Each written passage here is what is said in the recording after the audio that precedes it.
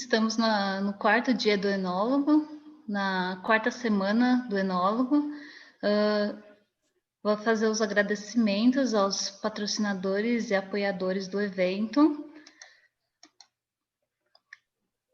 Os patrocinadores a Portos Cali, Alma Galizer, Sindus Vinho, a Enoconexão, Roteiro do Vinho, a Vinícola Palmeira, Vinícola Aurora, a 15 de novembro, a Bela Quinta, a Pold Wine, os apoiadores a Terra do Vinho, Estila, Vinhos Frank, Ferreira e Parceiro, Boteco da Batata.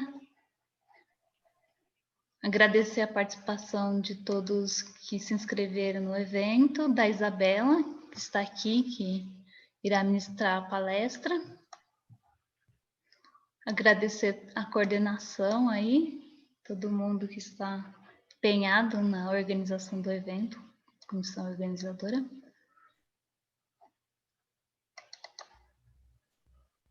Olá, Isabela, tudo bem? Olá, boa tarde. Boa tarde. Tudo bem? Tudo bem. Então, vamos lá. Já tem 24. Vanessa, aguarda só uns minutinhos. Bem-vinda, Isabela. Obrigado pela sua presença na nossa Semana do Enólogo.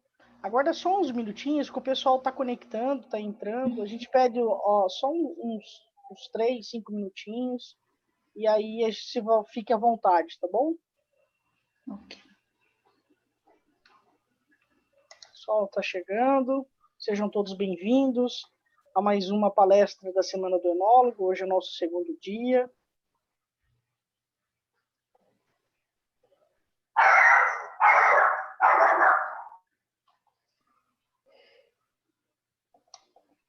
Eu corro o risco de ter esse tipo de participação também. Peço desculpas ótimo! Mas quem que domina essa criança? Ninguém. Não tem. A gente até tenta, assim, né? Dá uma trancada, segura um pouco, mas eu fico com dó também de deixar ela presa o tempo todo. Então, eu coloquei os 3 para fora também, mas pode ser que eles resolvam participar em algum momento. Fica tranquila, é super bem-vindo a participação deles também. Sim. Então vamos lá, acho que a gente já pode começar, né, Vanessa? Você quer apresentar a Isabela? Isso. Vou falar um pouco sobre a carreira profissional e acadêmica da Isabela. A Isabela possui graduação em farmácia e bioquímica pela Universidade Federal de Juiz de Fora, com ênfase em indústria de alimento e bebidas. Ela é graduada em viticultura e enologia pelo Instituto Federal, campus de Bento Gonçalves. Tem especialização em vigilância sanitária, controle de qualidade pela Universidade Estácio de Sá, mestrado em ciência e tecnologia de alimento pelo Instituto Federal, campus de Machado, Minas Gerais. Atualmente ela é enóloga da Ipamig desde 2014. Teve vários vinhos premiados em diversos concursos nacionais e internacionais, incluindo o concurso mundial de Bruxelas, Grande Prova de Vinhos do Brasil, a Decanter, World Wine, entre outros. Bom, Isabela, quando você quiser, você pode dar início à sua palestra. A Isabela vai falar um pouco hoje para a gente sobre vinificação de vinhos de inverno, né, Isabela? E a Isabela, como nós sabemos, né, já é expert nesse assunto, todo mundo a convida e a gente não ia ficar de fora, né, Isabela? Obrigada pelo convite. Obrigada. É muito vinho que passa na minha mão. Sim, muito mesmo. Então, né, agradeço o convite de todo mundo, né, participar da Semana do Enólogo, fiquei muito feliz. E eu espero que eu possa agregar, né, os alunos, nesse universo do vinho de inverno. Eu acho que hoje é mais um bate-papo em si, né? Eu tenho uma apresentação, vou mostrar para vocês, mas é mais um bate-papo porque a vinificação em si não tem tanta alteração, né? Não tem nenhuma mágica em si, nada extraordinário que a gente faça no vinho de inverno, né? Já que o fator principal é o manejo da planta, né? Esse novo manejo, essa forma de conduzir a videira no Sudeste. Então, eu vou começar explicando um pouco sobre a dupla poda, né, só para situar o pessoal. Depois eu entro em alguns detalhes de vinificação dessas uvas, e aí fica aberto a questões, né, dúvidas, qualquer questionamento que o pessoal tiver. Né, aí eu vou respondendo, que eu acho que é capaz de ficar mais dinâmico. Tá certo? Ah, certo. Certinho. Então, Já tem alguns questionamentos já. Viu? E eu nem abri a boca ainda direito. Pois é. Bom, eu vou compartilhar a tela, então.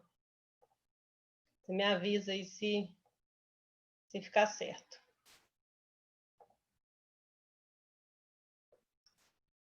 Enxergam?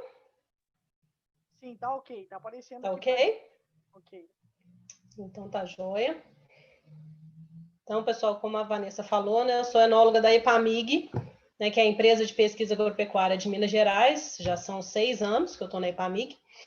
E a EPAMIG, o objetivo dela principal é desenvolvimento, né, fomentar o desenvolvimento da agricultura, né, em Minas Gerais, e com esse fomento do desenvolvimento, a gente acabou expandindo bastante a viticultura no Sudeste como um todo.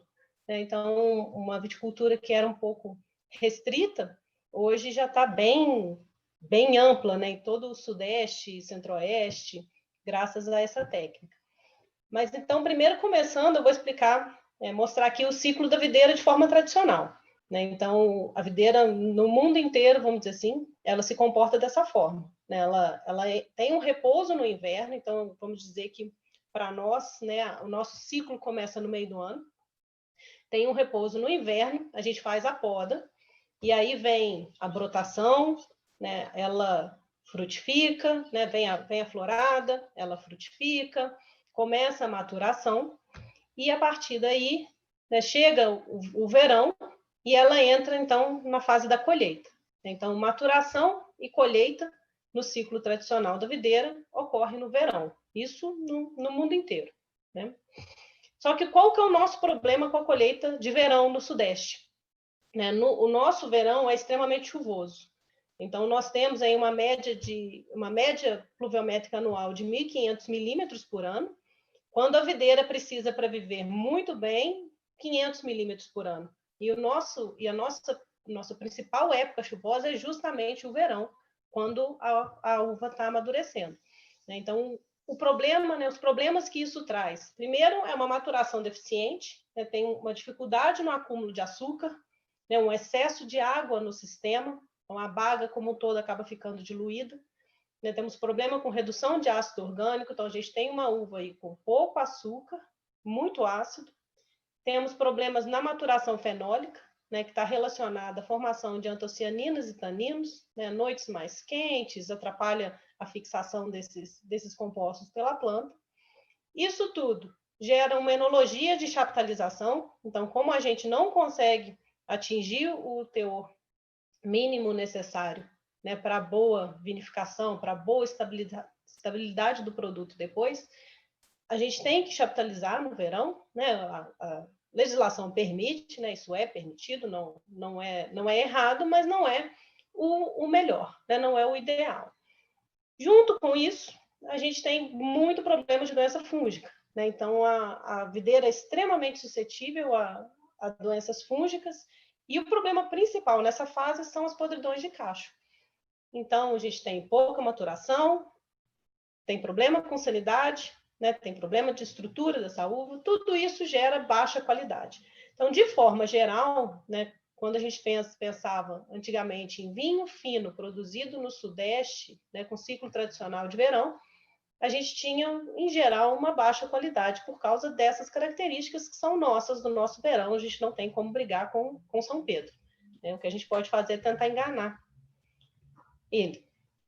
Então, com isso, a partir disso, né, teve um projeto de pesquisa da EPAMIG, financiado pela FAPEMIG, que a gente chama de dupla poda ou inversão do ciclo.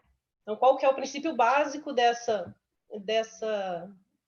técnica? Né? É que a colheita da uva deve ser no período seco, com temperaturas amenas e contrastantes, e que acima do zero de vegetação da videira, né, que é 10 graus Celsius, ela pode vegetar o ano todo. Então, a gente precisa que a uva seja colhida no período seco, para que tenha mais qualidade, né, preferencialmente com temperaturas amenas e contrastantes, e que acima de 10 graus a videira vai vegetar o ano inteiro.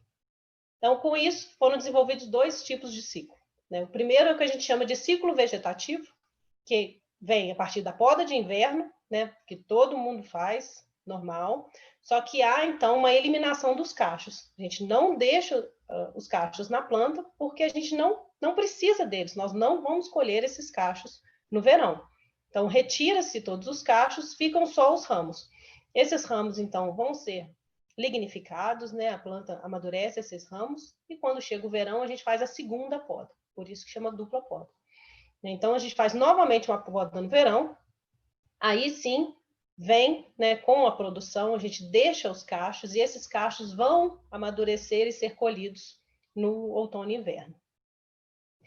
Então, aqui tem um gráfico, né, que ele é bem clássico dos nossos experimentos, né, para poder explicar certinho a ideia da dupla poda. Né? Então, esse é um gráfico de 3 corações, onde foi baseada a maior parte das nossas pesquisas em dupla poda. Tá? Nele mostra a temperatura média, tá na linha azul, e a precipitação está na linha alaranjada. Então, se nós formos olhar, pensarmos no ciclo normal da videira, a gente vê ali que o repouso, a brotação, né, estão no inverno, né, de julho a agosto, na fase de menos chuva. Vem a florada com o início da precipitação, e a maturação e a colheita acontecem nos picos de precipitação, né? Isso no ciclo normal. A gente percebe isso pelo gráfico. Quando nós olhamos embaixo no ciclo invertido, né, a gente vê que tem, então, a poda e a formação dos ramos, né, no segundo semestre, de agosto a dezembro, e depois, de janeiro a julho, nós temos, então, novamente, a poda, a florada, a maturação e a colheita. E reparem que todos esses eventos acontecem com a queda da precipitação. Tá? Então, esse gráfico mostra perfeitamente que, utilizando a técnica da dupla poda, a gente tem a colheita, né, a maturação e a colheita na época de menor precipitação, que, para o nosso caso, é o inverno. Né? Então, nós estamos numa região com 2 climas duas épocas com clima bem distinto, né? O nosso verão muito chuvoso e o inverno muito seco. Então, junto com o nosso inverno, que é muito seco, a gente tem nessa região, né, uma boa amplitude térmica. Então, se vocês observarem o gráfico, né, agora nesse slide, o gráfico a tabela nesse slide, vocês vão ver, é uma comparação, tá, de colheitas de verão e de inverno em 3 corações, em 2 anos diferentes. Então, reparem que as mínimas, principalmente, né, a mínima do verão e a mínima do inverno, vejam como a mínima do inverno ela é muito, muito forte, né, e isso traz para a gente uma amplitude térmica bem maior no inverno. Tá? Então, reparem que no ano de 2005, a gente teve uma amplitude térmica de 12,4 graus no verão, enquanto no inverno nós tivemos quase 15 graus de amplitude térmica, né, 14,8. E no ano de 2006, a gente teve uma amplitude térmica de 12,6 no verão, e no inverno uma amplitude térmica de 17 graus. Tá? Então, nós temos tempo seco, as temperaturas contrastantes. Tá? Tudo isso, né, traz, né, alguns pontos chaves para a qualidade da planta. Então, aqui nessa tabela eu mostro o peso médio dos cachos e das bagas de Syrah, tá, para 3 corações. Reparem que nos invernos, né, nos 2 invernos, nós tivemos bagas menores. Então, quando a gente tem baga menor, a gente tem uma relação casca e líquido maior. Tá? Então, a gente tem mais casca e menos líquido. Isso traz depois uma concentração maior para o vinho. Que os teores de antocianinas e taninos. Reparem que no verão, né, nós temos aí antocianina de 3,2 miligramas por grama, enquanto no inverno nós temos 5,8 miligramas por grama. Isso em bagas. Então, a gente tem quase o dobro, né, da concentração de antocianina nas uvas do inverno. Taninos, nós temos 9,5 no verão, 16,4 no inverno, né, e vejam que a amplitude térmica no inverno mais alta. Então, são fatores que trazem uma maior qualidade para as uvas de inverno. Então, nós temos maior cor, maior quantidade, né? Uma maior concentração de cor, nós temos mais taninos nas bagas, tudo isso leva a um vinho depois de maior estrutura, maior qualidade. E aqui, no comparativo de sanidade, são duas fotos de Syrah, um Syrah colhido no inverno, né, e um cacho de Syrah colhido no verão. Então, reparem que a diferença da sanidade é muito grande. Então, tudo isso é fechar uma questão em torno da qualidade. Nós temos melhor estrutura, melhor sanidade, maior potencial Brix, tudo isso traz a qualidade para o vinho. Então, de forma geral, os vinhos de inverno, né, são vinhos de ótima maturação. Nós colhemos ele aí a partir de 22 Brix até 25, com boa acidez, então em torno de 80 a 100 mEq por litro, depende do produto, né, depende se é branco, se é tinto. pH geralmente em torno de 3,4 a 3,8. Então, são vinhos com boa graduação alcoólica, bons teores, né, de compostos fenólicos, alta intensidade de cor, tudo isso traz uma boa capacidade de envelhecimento. Então, essas são características gerais dos vinhos de inverno. Então, dentro das variedades testadas, né, as duas de maior destaque são a Syrah e a Sauvignon Blanc. Então, a Syrah entre as tintas é a principal, é a rainha da dupla poda. Ela é originária do Vale do Rhône, e para nós aqui, nós consideramos ela tardia dentro da dupla poda. Ela é colhida geralmente do meio de julho ao final de agosto. Aí dá um rendimento em torno de 6 a 10 toneladas por hectare. Em relação à Sauvignon Blanc, ela é, né, uma variedade branca, originária de Bordeaux e do Vale do Loire, na França. Para nós, ela é precoce. Nós colhemos a Sauvignon Blanc geralmente em junho, tá? Do início ao meio de junho, no máximo até o final. E 5 a 7 toneladas por hectare é o que costuma dar de produção, né? É uma variedade com cacho pequeno, tá? Então ela tem uma produção menor por hectare. Então, entrando na parte da vinificação em si, tá?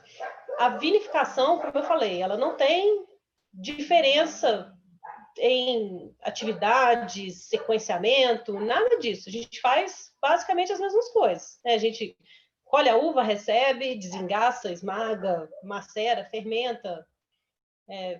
Para chaptalização é que praticamente a gente não faz, tá? Mas descuba, prensa, malolática, estabilidade, garrafa, tá? A sequência das atividades de vinificação em si não tem muita variação, não tem variação.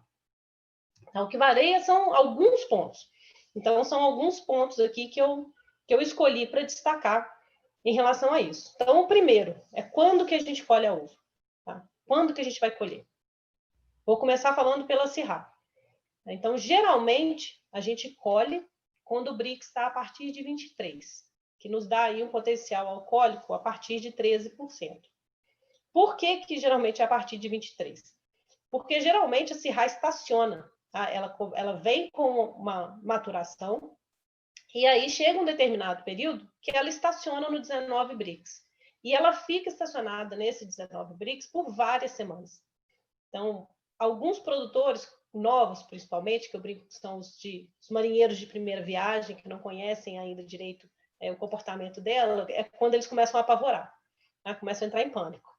Isabela, minha uva não está amadurecendo, calma, ela vai chegar lá. Não, mas ela está parada no 19, tem 2 semanas, calma, ela vai evoluir. Não, mas eu não vou perder a uva. Não vai perder, calma que isso vai passar. E aí, ela fica estacionada bastante tempo e aí ela começa a desidratar, que é uma característica normal da Syrah. A Syrah ela tem essa característica não só aqui na dupla poda, como em outros países, em outros locais que ela é cultivada também. Tá? Essa é uma característica dela. Então ela começa a desidratar. Aí na hora que ela começa a desidratar, é quando o Brix começa a subir, porque ela vai perdendo água, né, e vai concentrando o açúcar. Não significa necessariamente que está aumentando por maturação, tá? Mas ele pode estar aumentando por desidratação. E aí é outro ponto também que os produtores começam a entrar em desespero, né? Os novos. Ai, minha uva está murchando, eu vou perder a uva. Não, isso é normal, calma, é assim mesmo. A gente precisa que ela murche para que o Brix aumente. Porque enquanto ela está com 19, ela tem um potencial alcoólico aí de 11,5. Tá? 11,5, geralmente ela não está ainda com sabor muito agradável, está meio neutra ainda, a casca está muito dura. Então, não é adequado colher nesse estágio. A gente precisa esperar, tá? Isso é algo que a gente aprendeu ao longo dos anos com a dupla poda. A gente precisa esperar que ela comece a murchar. Só que a gente não quer colher uva passa, né? Não é para ela murchar a ponto da gente fazer vinho licoroso, né? Super doce, como foi da palestra do Edgar, por exemplo. Né? A gente quer a uva levemente desidratada apenas.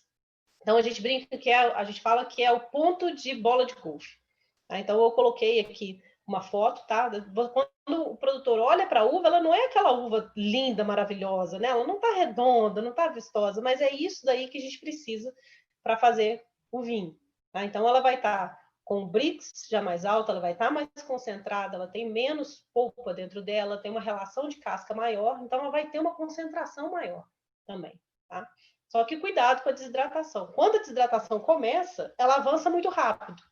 Então, quando começou a murchar, é quando o produtor realmente tem que ficar atento no parreiral o tempo inteiro, tá? Então, análise de 2 em 2 dias, análise de 3 em 3 dias no máximo, para não correr o risco de passar do ponto. Porque a gente entra no período severo da estiagem, que é o final de julho, início de agosto, né? Nós vamos estar com estiagem muito forte, os dias muito ensolarados, geralmente tem bastante vento também essa época do ano, e aí a uva pode desidratar muito rápido. Então, uma uva que deu na análise 23 num dia, em 2 dias ela pode chegar em 25, 26, tá? Então, atenção nesse ponto.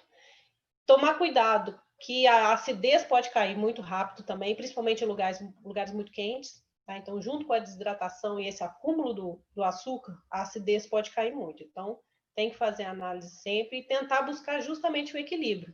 É colher quando ela já começou a murchar, ela atingiu o Brix necessário, mas a acidez ainda não caiu demais. Tá? É assim, simples, né? Super fácil. É só a gente chegar nesse equilíbrio. E por causa dessa característica dela, né, de ter essa desidratação, a gente acaba tendo vinhos com teores alcoólicos mais altos, a gente precisou que houvesse uma modificação na legislação e que nos atendesse. Tá? Então, foi algo que nós pleiteamos bastante em relação, né, junto ao Ministério da Agricultura, outras regiões do Brasil também pleitearam, porque eles também têm essa característica. Né? Nós temos a característica de produzir vinhos alcoólicos muito alcoólicos no inverno. Então, teve a criação, né, pelo Ministério da Agricultura, de uma categoria chamada vinho nobre, que ela abrange vinhos de 14% a 16% de álcool, que não tenham passado por chaptalização. Tá? Então, não adianta produzir, né, colher uma uva mais verde, chaptalizar, jogar ela acima de 14 e tentar chamar de nobre, que ela não é. Tá? Isso aí é para uvas que são colhidas naturalmente com Brix mais alto e atingem esse teor alcoólico sem chaptalização, sem adição de álcool, sem nada. Tá? Então, a gente pleiteou isso porque no Brasil há importação de vinhos com teores alcoólicos muito altos, né? 14,5, 15,5, e esses vinhos entram na legislação como os vinho fino. E nós teríamos que colocar o nosso vinho como vinho licoroso. E isso na cabeça do produtor, né, da cabeça do consumidor, não é exatamente o mesmo tipo de vinho. Então, com a criação dessa categoria, né, vinho nobre, então conseguiu abranger melhor os nossos vinhos de inverno. Tá? Então, uma vez que tenha colhido a uva, né, vamos desengaçar, esmagar, vai colocar no tanque e vai vir o período de maceração. Então, na maceração, ele vai ficar em contato com as cascas, né, para extração dos compostos de cor, aroma, sabor. E aí a duração, aí começa um monte de depende. Né? Às vezes eu brinco muito com os meus alunos de estágio, pessoal bolsista, quem vem visitar, né, que na enologia um monte de depende, não tem uma regra. Né? Fala assim, Isabela, quantos dias eu tenho que deixar o Syrah macerando para ter um bom vinho de inverno? Depende. Depende do grau de maturação, depende da idade da planta, depende da sanidade da uva, depende do tipo de vinho que você quer produzir. Né? Tudo isso vai ser levado em consideração quando da decisão do tempo de maceração. E a maceração pode ser pré-fermentativa, pode ser fermentativa, ela pode ser pós-fermentativa. Cada enólogo tem um estilo, né? E é testando que a gente vai descobrindo quais são as melhores opções. Então, às vezes, para algumas plantas que são mais novas, é melhor fazer uma fermentação pré-fermentativa. Você tenta extrair um pouco mais de fruta, enquanto não tem a questão do teor alcoólico extraindo taninos que às vezes não vão estar tão maduros. Ou você já tem uma uva que está com uma idade muito boa, né? Uma planta que já está mais velha, mais de 10 anos, 12 anos, e você quer uma estrutura muito grande. Né? Você quer fazer um vinho mais estruturado, um vinho para deixar em barrica, para passar por mais tempo de guarda. Então, você pode estender essa maceração se a sua sanidade estiver muito boa, se a maturação tiver sido muito boa, né? Para ter uma extração maior de taninos depois da fermentação. Então, tudo isso vai depender do que você quer fazer, tá? E do que a uva pode te dar. E, principalmente, determinar o fim da maceração por degustação. Então, nós vamos degustando periodicamente, né, para determinar o ponto ideal para retirar, fazer a descuba.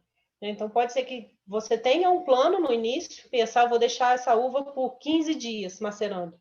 E no 10º dia, o tanino começou a desviar, já não está tão com aquela ideia que você tinha, então é melhor, ao invés de ficar com aquilo na cabeça, vou fazer maceração por 15 dias, interrompe o processo, descuba, né, e segue com a vinificação. Na questão de uso de leveduras, né, a grande maioria, quase 100%, utiliza leveduras selecionadas, comerciais, principalmente por uma segurança no processo. Alguns pontos que a gente tem que destacar é que a uva costuma ter um teor alcoólico, né, um potencial muito elevado. Então, se você está com uma uva com um Brix muito alto, você precisa já selecionar uma levedura que você sabe que vai aguentar chegar no álcool final, tá? Que às vezes pode ser 14,5, pode ser 15,5 de álcool. Então, é preciso selecionar essa levedura de acordo com essa questão. Outro ponto que é importante destacar é que as nossas fermentações no inverno, elas acontecem muitas vezes em baixa temperatura. Né? Então, a temperatura ambiente já tá baixa. Então, se você não tiver sistemas de aquecimento na vinícola, se você não dispõe disso, você vai começar a fermentação com a temperatura muito baixa. Então, precisa ser uma levedura que esteja adaptada a essa condição. Né? Não adianta escolher uma levedura que é excelente, mas ela só funciona bem acima de 25 graus, quando a temperatura dentro da vinícola é de 13. Tá? Então, atenção nesse sentido. As leveduras, elas têm que ser preparadas, né, com o pé de cuba para poder fazer uma boa adaptação ao mosto, né? São mostos muito açucarados, com baixa temperatura principalmente, então fazer bem o pé de cuba antes de adicionar a levedura. Geralmente, a temperatura de fermentação para tanques maiores que conseguem ser aquecidos com a própria fermentação, nós costumamos deixar entre 20 e 28 graus Celsius a fermentação. Em lotes pequenos, tanques pequenos, 500 litros, tanque de 1.000 litros, sabe, tanques nos quais a gente faz pequenos lotes, dificilmente a fermentação passa de 18 graus. Tá? O frio, às vezes, é tão grande, o frio ambiente é tão forte que dificulta que a fermentação atinja altas temperaturas. Tá? E tem alguns testes com leveduras selvagens, mas não tem nada ainda muito determinado. Isso até foi, inclusive, o tema do meu mestrado, né? Com o qual eu trabalhei.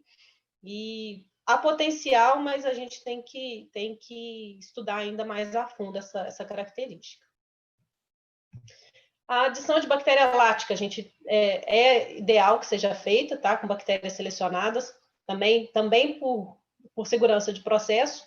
Tá? A adição, né, inoculação, ela pode ser por co-inoculação, né, junto durante a fermentação ou sequencial após. Mas uma coisa que é importante a gente aproveitar é a temperatura final, né, no final da fermentação, quando a temperatura do tanque está um pouco mais alta. Né? Se você está aí com um cirrá fermentando, ele já está quase terminando a fermentação alcoólica, a temperatura está aí em 24 graus, 23, é bom aproveitar essa temperatura e já inocular a bactéria, porque isso ajuda depois no arrancar da malolática. Tá? A gente tem que lembrar que para nós, como a gente processa no inverno, a malolática costuma demorar mais. concluir. Ela costuma ser mais lenta porque ela passa a maior parte dela com temperatura mais baixa. A maturação dos vinhos depois, né, pode ser tanto em tanque como em barrica. Aí fica a critério, depende do vinho que está sendo elaborado, depende do que o produtor vai querer fazer, né? De forma geral, o sabor é suavizado, né? A astringência diminui com o tempo. Esses são vinhos que costumam ser estruturados, tá? Eles são vinhos estruturados e precisam de tempo para dar essa amaciada. Tá? Então, geralmente, né, a gente não recomenda engarrafar muito rápido, colocar o vinho muito rápido no mercado, porque às vezes ele chega ainda muito duro para o consumidor e o consumidor pode não agradar, né? Não entender. Ele precisa de um tempo de descanso para poder chegar no ponto ideal. A questão do carvalho, né, sendo utilizado é ótimo, né? Agrega aroma. Tem a questão da microoxigenação que favorece a estabilização da cor, favorece a polimerização dos taninos. Né? Então, tendo estrutura, né, e podendo utilizar, é uma ótima questão. Os vinhos aceitam carvalho muito bem. Então, de forma resumida, na vinificação da Syrah, tá, os pontos que a gente tem que prestar mais atenção, né, ponto de colheita é o principal, tá? Não deixar passar, mas não colher cedo demais. A maceração, ela deve respeitar a fruta. Não adianta a gente tentar fazer dela uma coisa que ela não é. Tá? Então, se eu tenho aí um Syrah de uma planta novinha, de 3 anos, que não tem ainda muita estrutura, não adianta eu tentar macerar demais, não adianta eu jogar ele dentro de uma barrica de carvalho, que ele não vai dar o que eu estou querendo, porque não é a característica daquela fruta. Então, o principal é respeitar o que ela vai te dar. Escolher a levedura bem, tá? Fazer testes com algumas. Tem várias leveduras que são específicas para Syrah, que são específicas para vinho tinto. A questão é verificar qual que é a melhor para cada região. Tá? Eu recebo Syrah de diversas regiões, uso diversas leveduras diferentes, porque com o tempo eu vou vendo, essa levedura aqui vai bem nesse Syrah, essa levedura aqui já vai bem naquele lá. Então, é uma questão que faz diferença, tá? Vale a pena testar. Aguardar a maturação do vinho antes de colocar no mercado, deixar ele emaciar um pouquinho antes de realmente colocar ele à prova, porque faz uma diferença grande também. E entender, acho que o ponto principal com a Syrah é entender que a planta demora a atingir a sua maturação. Tá? Então, eu sempre comparo a Syrah, por exemplo, com um adolescente. Nos primeiros anos, ela é meio rebelde, não traz uma estrutura grande, sabe? É mais propícia para vinho jovem, para vinho corrente, tá? Um vinho que não vai passar por carvalho, que é a característica dele. E depois, conforme a planta envelhece, né, só após os 5 anos, 7 anos, aí sim ela realmente mostra um potencial muito bacana, mas é preciso esperar, tá? Esse tempo. Syrah nova é um bichinho difícil. A gente tem que esperar ela amadurecer, a planta envelhecer, para que ela realmente comece a dar todo o potencial dela. E aí sim vem de forma bem legal de trabalhar, dá para fazer muita coisa. Ok? Então, da Syrah, em relação aos tintos, da Syrah, falo que é a nossa principal, né? Então, eu vou entrar um pouquinho agora na questão da vinificação de Sauvignon Blanc, tá? Então, mesma coisa, a vinificação em si não muda, né? A gente vai prensar, vai fazer debourbagem, vai fermentar, vai estabilizar, vai fazer clarificação, vai engarrafar. Do mesmo jeito que são os outros vinhos brancos. Né? Outro ponto principal, quando que a gente colhe Sauvignon Blanc? Então, geralmente, né, é em torno de 21 e 22 graus Brix, né, quando a gente tem aí um potencial de 12,5 a 13. Eu, pelo menos, não gosto de deixar passar disso, acho que ele fica muito pesado se ele for mais alcoólico do que isso. E abaixo disso, às vezes 11,5, né, com 20 Brix, a Sauvignon Blanc tende a ser herbácea. Tá? Então, nesse intervalo aí, eu, pelo menos, considero que é quando a gente consegue ter um melhor equilíbrio. A gente tem uma maturação boa, a gente tem uma manutenção da acidez boa, mas a gente tem um caráter herbáceo menor. Tá? Então, costumam ser notas mais de fruta tropical tá? do que notas herbáceas, dentro desse intervalo. Acima desse intervalo, o aroma vai bastante para a fruta tropical, madura, só que o teor alcoólico e a redução da acidez começam a deixar o vinho um pouco pesado. Então, a gente perde um pouco o equilíbrio nesse sentido. Diferente da Syrah, a Sauvignon Blanc mostra o seu potencial já logo no início, tá? Nos primeiros anos de vinificação, você já percebe, é bem aromática, já começa a mostrar o que ela vem, né? O que ela pode fazer. Não precisa, né? Ela não tem desidratação, no caso da Sauvignon Blanc, não precisa que ela desidrate para atingir o teu ideal de Brix. Aí, uma coisa que é muito importante é, uma vez que tenha colhido a uva, resfriar. A gente resfria a uva bem mesmo, coloca ela a 4 graus, 5 graus, para poder manter bastante o frescor e a parte aromática. Tá? Prensagem pode ser tanto cacho direto, né, prensagem direta dos cachos inteiros, quanto desengaçado. Né? Se for cacho inteiro, geralmente tem uma drenagem melhor, menos dilaceração da película, vai ter menos formação de borra. Se desengaçar, tem um maior contato com a película, geralmente extrai um pouco mais de aroma, tá, desse contato, e tem um processamento mais rápido, mas a gente tem uma formação maior de borra também, o rendimento pode ser um pouco menor depois. No caso da fermentação alcoólica, a temperatura, né, o controle de temperatura é fundamental. Tá? A fermentação ela tem que acontecer entre 15 e 18 graus. Se for acima disso, o vinho perde muito em aroma e vai acabar ficando neutro, tá? Mais neutro. Então, uma fermentação que demora um pouco mais para finalizar, aí de 15 a 20 dias. Pode ser até que no final da fermentação, quando a densidade começa a estar quase estabilizando, às vezes a gente desliga o frio e deixa a fermentação terminar com a temperatura um pouco mais alta, mas o importante é que o principal, né, da fermentação seja com a temperatura controlada aí nesse intervalo. Isso é principalmente para preservar os aromas. A gente tem uma formação maior de aroma e tem uma preservação maior desses aromas. Costuma ser utilizado, né, bastante também as leveduras específicas para Sauvignon Blanc, tá? Para a gente ter uma maior formação dos aromas característicos. Maracujá, broto de tomate, arruda. Aí a característica desejada, né, vai de acordo com o que o produtor procura. Tá? Se o produtor gosta mais dessa linha, de uma linha mais herbácea, tem leveduras que te trazem para esse sentido. Se você quer mais uma formação de fruta tropical, tem outras leveduras que te levam para esse lado. Tudo, claro, aliado à maturação. Né? Não adianta colher um Sauvignon Blanc com 19 de Brix e tentar ter um monte de maracujá só pelo uso da levedura. Tá?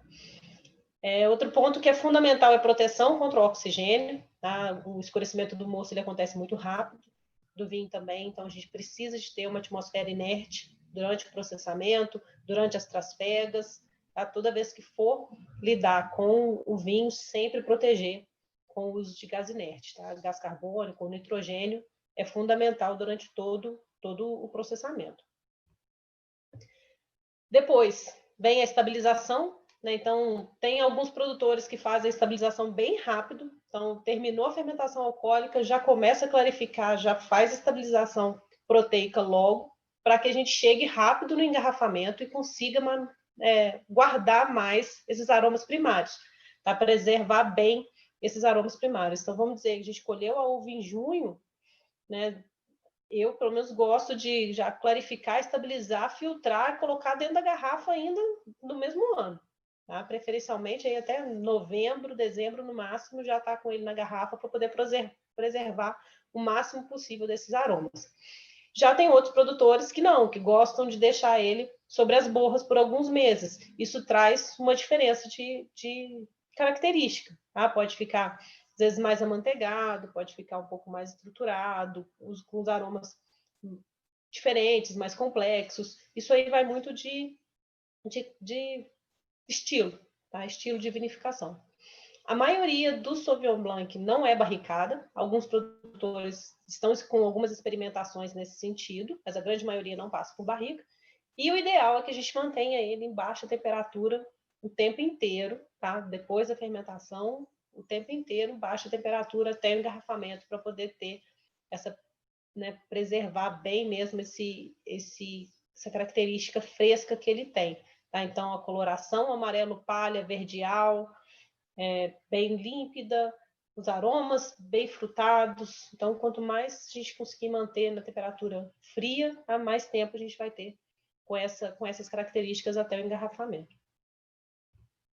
Então, de forma resumida, né, na vinificação do Sauvignon Blanc, ela já mostra o seu potencial logo no início, tá? Nos primeiros anos da planta, diferente do Syrah, que demora bastante. Ela tem uma alta produção de açúcar em dupla poda, tá? Uma boa de brinca com uma bomba de fazer açúcar. Então, tem que tomar cuidado para não errar o ponto de colheita, para que ele não fique alcoólico demais e não fique pesado demais. Os nossos Sauvignon Blanc, né, eles costumam ter uma expressão aromática bem mais voltada para as frutas tropicais, com menos característica herbácea, e o cuidado principal, né, durante toda a elaboração, que é inertização o tempo inteiro, baixa temperatura e o engarrafamento bem rápido para poder armazenar, né, guardar o máximo possível desses aromas primários. Então, era isso, a vinificação dos vinhos de inverno, né, de forma resumida, né, resumindo o que acontece ao longo do ano inteiro, mas de forma bem resumida, era isso. Então, Certo. eu fico aberta aí agora para as dúvidas, para questionamentos, quem quiser tirar dúvida. Bom, Tem algumas perguntas. eu acho que Você quer que eu faça, Vanessa? isso, a Andréia vai conduzir as perguntas. Então pode começar, Andréia. A primeira pergunta do Luciano, ele pergunta por que é necessário o Dormex na dupla poda. Existe alguma alternativa para o Dormex? Olha, o Dormex é necessário na poda de janeiro, né, para poder fazer a quebra da dormência. Né? A videira, para que ela brote, ela precisa acumular um número X de horas de frio. E como no verão a gente não tem essas horas de frio, né, a gente precisa de usar, então, um produto, né, que é a cianamida hidrogenada, para que ela quebre essa dormência e brote. Já foram feitos testes, alguns testes com extrato de alho, com alguns outros produtos, mas nenhum deles teve a resposta que o Dormex tem. Tá? Então, realmente, ele é necessário, senão a gente não tem uma brotação uniforme, não tem uma boa formação. E lembrando, o Dormex ele é utilizado não só na dupla poda, como também no Nordeste, produção de uva de mesa, outras frutas também. Tá? Então, ele é necessário nesse sentido. E mandando um pouco a pergunta sobre o Dormex, né? Quais são os hormônios que devem ser administrados às plantas e em que fases do ciclo? Olha, não tem necessidade de aplicação de hormônio durante a produção. Em dupla poda não tem. Precisa de fungicidas, né? Mas hormônios não.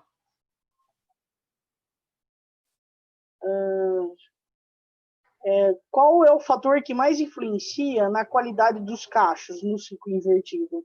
A amplitude térmica ou a menor precipitação? É a menor precipitação. Eu acho que sem dúvida nenhuma, sem dúvida, é a estiagem que traz para nós a maior questão da qualidade. Tá?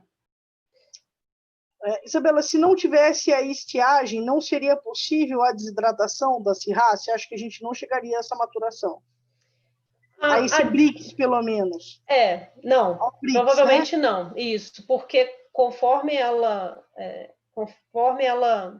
absorva água, né, e acabar diluindo o açúcar, né, dificilmente a gente ia chegar. Só que a questão da desidratação é uma característica intrínseca da Syrah, né? A Syrah mesmo desidrata, tem essa característica, né? Só que se ela começasse com esse murchamento, com uma umidade muito alta, a podridão acabaria atrapalhando. Né? Então, é toda uma junção de fatores. Ok. Como essas novas regiões, da colheita de inverno normalmente são solos super férteis, é comum observar um excesso de potássio e um pH do mosto mais alto, ou são casos isolados? Não, tem alguns casos que são mais exagerados, né? Mas de forma geral a gente costuma ter pHs um pouco mais altos, né, na faixa aí de 3,8, 3,9, até 4, nos vinhos de inverno, nos tintos, em geral. O que eu tenho visto mais, mas isso eu ainda preciso de ir mais a fundo para verificar. Tem uma tendência que quem colhe no final de julho costuma ter uma acidez mais baixa e um pH mais alto. Quem entra um pouco mais para dentro de agosto já não tem tanto essa característica. Tá? Mas isso é questão assim, de vivência. Tá? Eu ainda tenho que fazer um levantamento específico para realmente comprovar isso, mas é algo que eu tenho reparado ao longo dos anos, né, de acordo com as uvas que eu recebo. Mas é um fator relativamente comum. Quais leveduras selecionadas que vocês utilizam que toleram um teor alcoólico alto e baixa temperatura? Quais leveduras selvagens vocês fizeram testes? Teve alguma que respondeu positivamente? A gente fez teste, né? Eu fiz o teste com fermentação espontânea. Então, não houve adição de nenhuma levedura selvagem específica. Tá? Então, o experimento foi leveduras comerciais versus a fermentação espontânea com as próprias leveduras do mosto. Tá? Em relação às leveduras comerciais, eu não sei se eu posso dizer marcas, falar nomes, né? Mas tem várias marcas que nos atendem muito bem. Tá? A AWRI 796, BP 725, a ICVD 254, RX60, por exemplo, são leveduras comerciais que atendem, levam, né, a fermentação completa com a temperatura mais baixa. Legal. Como estão os estudos de porta-enxertos para outras cepas, além da Syrah e a Sauvignon Blanc, no intuito de melhorar a adaptação para a dupla poda? A Epamig tem um experimento, né, tá no terceiro ano de avaliação, né, com 8 diferentes porta-enxertos para Merlot e Cabernet Sauvignon.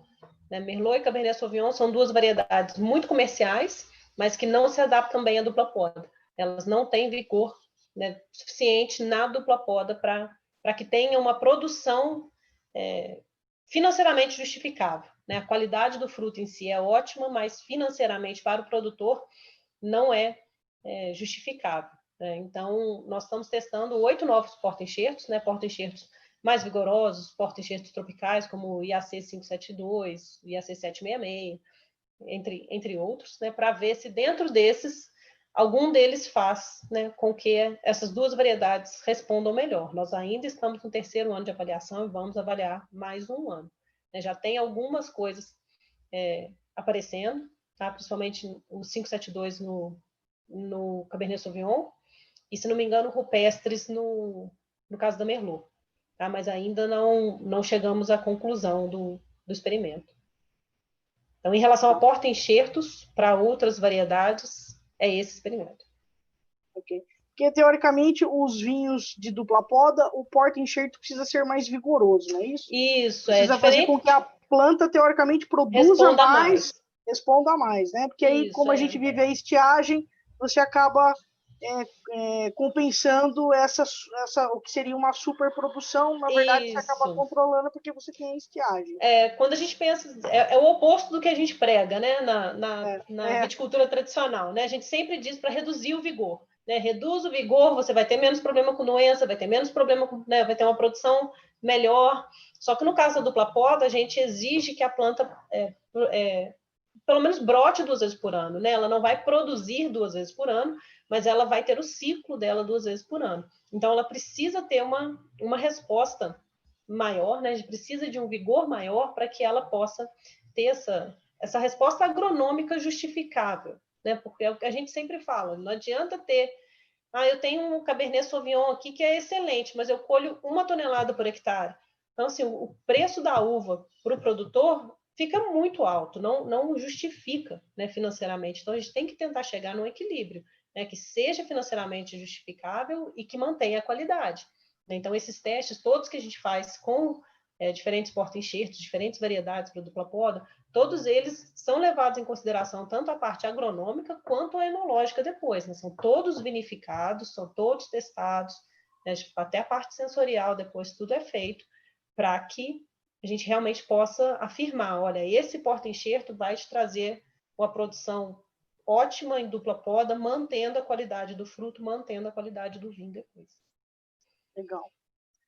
O pessoal pergunta se existe algum outro lugar no mundo que faz a dupla poda. Se podemos dizer que esse seria o processo, estilo mais original do Brasil.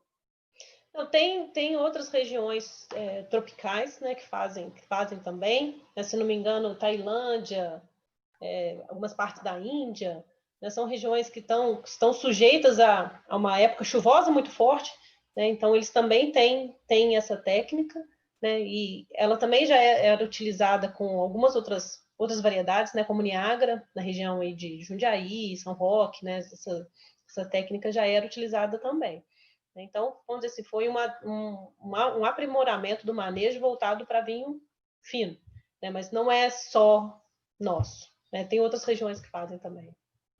Ok. A EPAMIG faz alguma pesquisa no sentido da viticultura biodinâmica em Minas com a poda invertida? Não, a gente não faz. E um ponto principal é justamente o uso do Dormex. Né? A gente não consegue ser biodinâmico nem orgânico com o uso do Dormex. Então, a gente não tem pesquisa nessa linha. Né? Testamos outras alternativas, né? Procuramos alternativas ao Dormex, mas ainda não encontramos. Em algum momento, em que momento da formação dos cachos ocorre em janeiro e é realizada alguma poda das varas ou somente a eliminação dos cachos? Ficou um pouco confuso. Ficou. A pergunta tá. Na verdade, ele quer saber em que momento acho que é a formação dos cachos, que deve ser em janeiro, e se quando a gente faz o primeiro ciclo, né, que seria a retirada, a remoção dos cachos, Sim. se remove só os cachos ou se é podado as varas também. A gente faz a poda normal, né, no final do inverno, vem a brotação, vem a formação dos ramos, e aí geralmente quando está na fase de pegamento, né, logo depois da florada, se retira todos os cachos. Então, retira os cachos e ficam os ramos. Tá? Pode ser feito algum desbrote, alguma coisa assim, né, para eliminar ramos que estejam mais fracos, deixar só os melhores ramos. Tá? Mas aí, então, são só os ramos que são mantidos até janeiro. E aí, em janeiro, faz a poda normal, de novo, né, poda com duas gemas, né, ou geralmente base mais 2 gemas, ou base mais 3 gemas. E aí sim vem todo o ciclo de novo, né? A brotação, a formação das flores, né? Da inflorescência, pegamento, enchimento de cacho, e aí vem tudo normal de novo. Geralmente é feito desbrote para tirar os ramos que estão sem os cachos, né? Dar uma arejada melhor, desponte, né? Os manejos tradicionais da copa.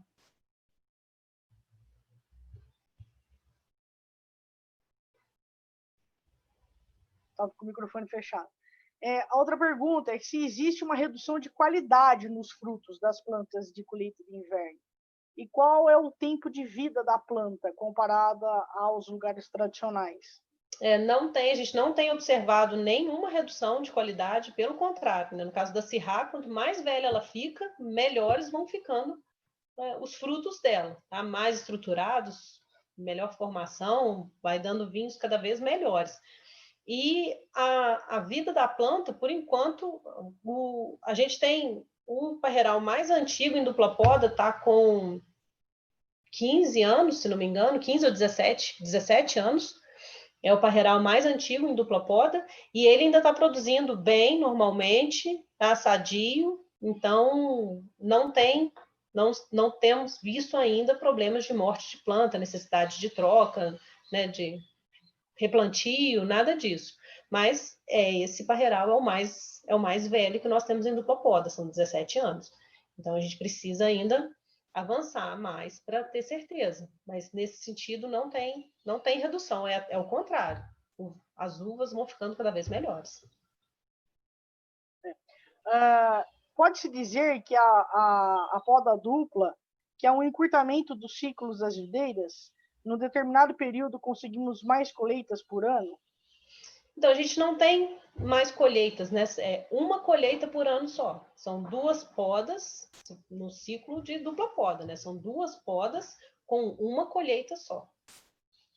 É diferente do ciclo invertido para uva de consumo, que a gente tem muito no Nordeste, né? Exatamente. Que aí se Isso. colhe 2 vezes, colhe-se 3 vezes. A gente fala que colhe até 2 vezes e meia por ano, né? Isso, tem quase 3 safras no ano, mas aí é para Isso. consumir natura, né? É diferente. Isso, exatamente. Agora, para vinificação não é interessante, né? Porque não, porque no verão, né, a Syrah não vai chegar no ponto ideal. Né? Então, a gente até tem, eu tenho um experimento aqui que eu fiz esse ano, ainda está no meio, de tentar, de deixar a produção, tá? A gente, vamos dizer assim, a gente ainda não bateu o martelo absolutamente da necessidade de tirar os cachos, vamos dizer, pode ser que seja uma alternativa. Uma das pesquisadoras nossas questiona isso. Pode ser que seja uma alternativa a gente deixar a Syrah no pé, né, até dezembro, colher esse fruto mais cedo para fazer um rosé, para fazer um espumante,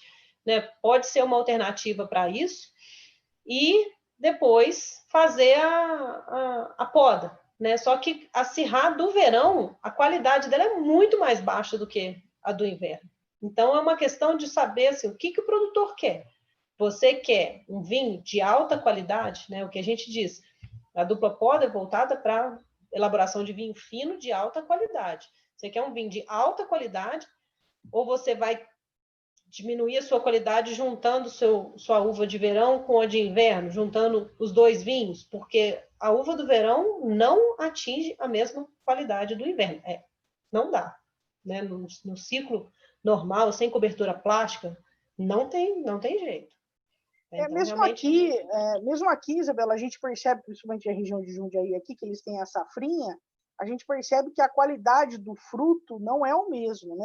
Não tem jeito. Um cacho mais mirradinho, assim, é diferente a qualidade do fruto. E ele fica muito herbáceo, né? Então, a gente prega pela retirada do cacho, porque você faz com que a planta guarde reserva, né? Ela não vai gastar a energia dela tentando amadurecer um cacho que não vai chegar no ponto ótimo de amadurecimento. Né? Então, você preserva a energia da planta e foca no ciclo que realmente vai te trazer a qualidade necessária. Né? Legal. Pergunta, a gente precisa fazer correção tartárica nesses vinhos de inverno ou qualquer tipo de correção de Alguns sim. Dependendo da época, né, que colhe, se a acidez estiver muito baixa, pode ser ou por ácido tartárico, né, ou por troca osmótica, né? Pode ser necessário, sim. A gente está encerrando o nosso tempo. Eu vou fazer mais 2 perguntas para você, que são bem, acho que, ligadas. Se existe uma alteração na adubação das videiras, e se sim, quais são elas? E se a gente, com a dupla poda, consegue diminuir a aplicação de fungicida nos vinhedos. Tá. A parte da adubação foge um pouco do meu dia a dia, né? Mas de forma geral, geralmente a gente tem um capricho maior na adubação, justamente para poder fornecer, né, os nutrientes necessários para a planta nos dois ciclos. Tá? Mas eu não vou conseguir te explicar, não vou entrar nos específicos da coisa, porque aí já foge da minha praia. E em relação aos fungicidas, tem uma redução, sim, na parte da maturação. Tá? A maior parte da maturação é feita a partir de abril, né? De abril em diante, a pressão de doença é muito baixa. Né? Então, realmente, as pulverizações ficam bem esparçadas. A gente tem um período mais crítico, que é a florada, aí de março, né? Principalmente no mês de março, no final de fevereiro ao início de abril, é uma época que aí tem pulverizações intensas, porque a florada está acontecendo debaixo de chuva. Né? Então, realmente não pode correr o risco do míldio atacar. Mas depois dessa fase, se esparça bastante as pulverizações. Legal. Isabela, delícia falar com você. Você sabe que para a gente que é do Instituto Federal aqui de São Roque, nós estamos muito de olho naquilo que você está fazendo, porque o Sudeste, né, é promissor em relação à dupla poda, então a gente como referência de viticultura, como referência de vinificação, a Ipamig com certeza é um lugar para onde a gente está sempre olhando, né? E você como enóloga, vinificando vários produtores, né? Fazendo desenho de vários vinhos, atendendo várias pessoas aí. A gente sabe que é uma loucura, que em época de colheita aí para você é uma loucura, né? Sim, sim, administrar sim. essa quantidade de matéria-prima chegando, e tanque, e não, sem espaço físico. A gente sabe que não é fácil. Foi um prazer ter você aqui. Infelizmente, a gente quis encerrar, mas a gente adoraria ainda continuar com você mais um tempo. Super agradeço a sua presença. A gente agradece em nome do Instituto Federal de São Paulo, Campo São Roque, a organização da comissão e desse evento da Semana do Enólogo, a todos os participantes que aqui estiveram, aos que principalmente fazem a pergunta, porque é sempre importante essa presença de vocês, é sempre gostoso. Muito obrigado, foi um prazer tê-la abrilhantando mais um palestrante na nossa Semana do Enólogo. De nada, obrigada pelo... Parabéns pela Semana do Enólogo aí. Pelo então! Aliás, é hoje, não é? É 22, né? É 22, depois de amanhã. Parabéns pela Semana do Enólogo para você. Obrigada pelo convite. E estamos aqui de braços abertos, estágios abertos. Quando tiverem alunos, mandem